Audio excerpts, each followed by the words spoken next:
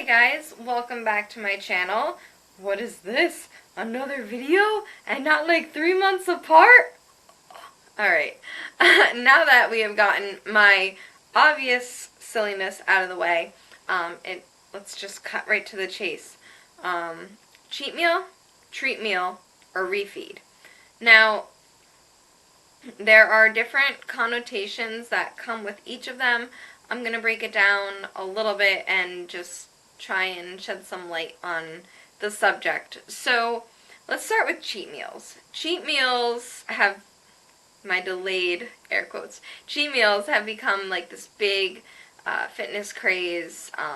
For years now, actually, people would keep really clean, good diets during the week, and then every once in a while they would allow themselves to cheat on their diet and have a meal that they normally wouldn't eat, something high calorie, high fat, high sugar, high carb, whatever it is. But they would eat something outside of their normal diet, and that would be their cheat meal. The issue with cheat meals is pretty much just the name. A lot of people will look at cheat meals and think of cheating as something negative, and the word has a negative connotation about it. And I realize that I say a lot of people a lot of the time, and pretty much like that's never the case. So I'm sorry that I do that all the time. I'll try and be more mindful of using that phrase from now on. But with the term cheat, you get the sense that you're doing something bad, doing something naughty, and you don't want to make food and good, delicious food. I mean, it's still food. Just because it's not healthy doesn't mean it's bad. You don't want to make food something negative. It brings us down a whole long road of food issues, which leads me to the term treat meal. More people have come, see, I caught myself. More people have come to favor the term treat meal as of late, because instead of having a negative connotation, thinking, oh, I did something bad by having something outside my diet, I need to make up for this, there's no guilt tied into it, they think of it as a reward. And that too can be a little bit treading in muddy waters. When it comes to rewarding yourself with food, some people are totally cool with that. Other people, it becomes very psychological. They tie a lot of things then into food rewards. And when you're taking classes in nutrition counseling and dietetics and all that stuff, you try and take the emotions out of the food. So food is fuel, food is energy, food is delicious, food is used in a variety of social settings, but it is not a reward and it is not a punishment.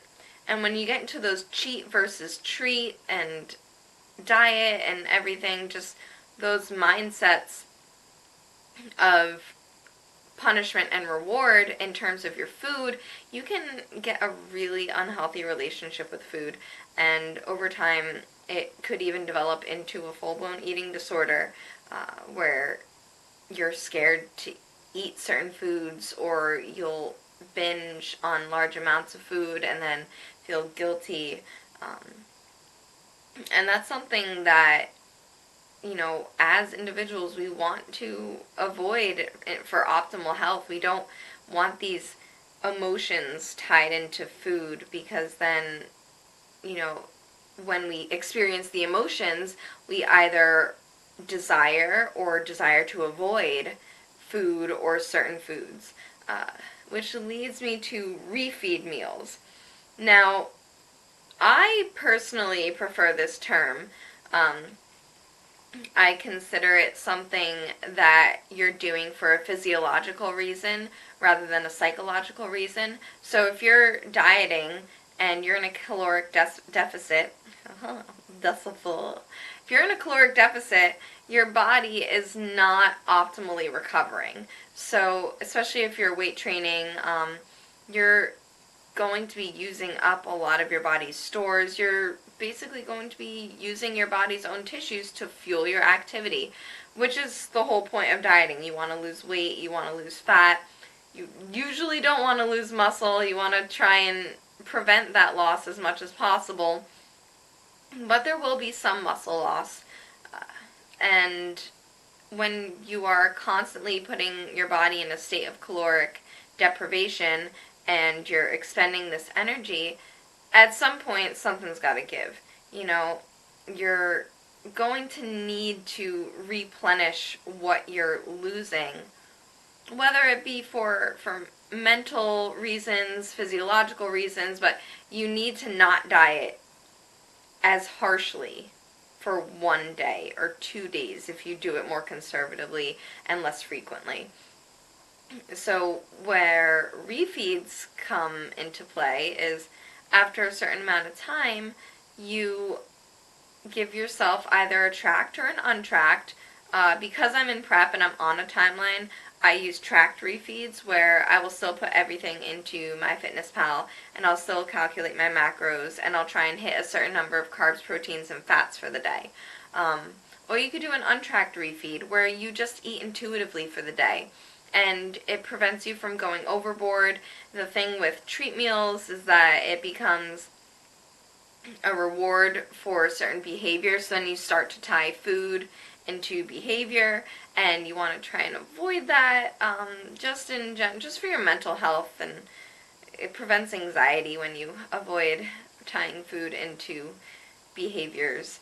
And then when it comes to cheat meals, it's like, oh, I'm doing something bad, this is the last time I can do it, so it's an all or nothing approach. When it comes to refeeds, I find you're giving your body enough to really fill out its muscles and recover optimally, and before you start back into a caloric deficit. That is basically the difference. What one should you do?